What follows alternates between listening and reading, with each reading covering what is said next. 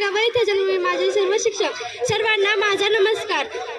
15 August 1947 रोजी आपला भारत देश स्वतंत्र झाला। आपल्या देशाला खरे स्वातंत्र्य मिळाले।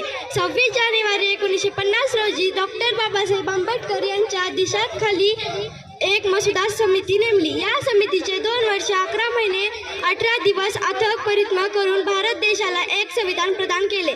26 जानेवारी 1950 रोजी संविधान अंमलात आले आणि आपला भारत देश खरा सार्वभौम लोकशाही प्रजासत्ताक बनला। आपल्या देशातील राज्यघटना ही जगातील सर्वात मोठी लिखित राज्यघटना आहे।